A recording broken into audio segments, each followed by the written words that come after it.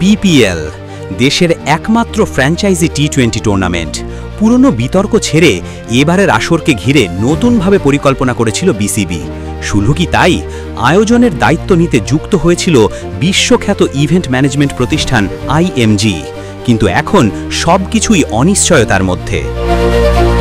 আসছে December January, অর্থাৎ টি-20 বিশ্বকাপের আগে বিপিএল আয়োজনের বিশেষ পরিকল্পনা ছিল।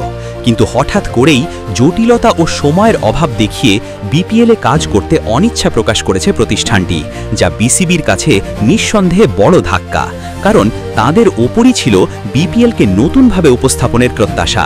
ডেইলি সানের সঙ্গে আলাপচারিতায় বিপিএল গভর্নিং কাউন্সিলের সদস্য ইফতেখার মিঠু এ সংক্রান্ত বিষয়ে বিস্তারিত ব্যাখ্যা করেছেন।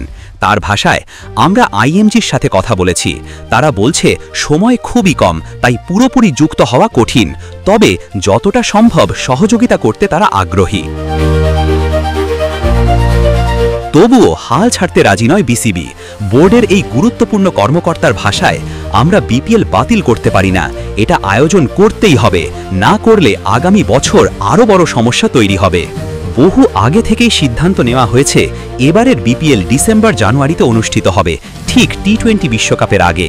অনেক বিশেষ প্রস্তুতি চলছে, এমনকি সময় সীমিত হলেও বিসিবি চায় যে করেই হোক একটি মাঠে গড়াক বিপিএল। প্রয়োজনে ছোট পরিসরে দলের সংখ্যা কমিয়ে আয়োজন করা হবে। খুব শীঘ্রই ফ্র্যাঞ্চাইজি মালিকদের কাছ থেকে আগ্রহপত্র সংগ্রহ করা হবে। অনেকেই ইতিমধ্যে দল নিতে আগ্রহ দেখিয়েছে, তারপরই হবে দল বাছাই আর players draft.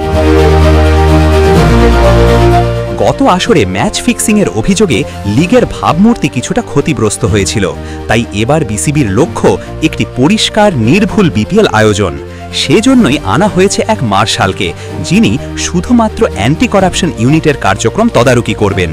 Bangladesh cricket board থেকে শুরু করে সাধারণ সমর্থক সবার চাহিদা একটাই, বিপিএল হোক বিতর্ক ছাড়া।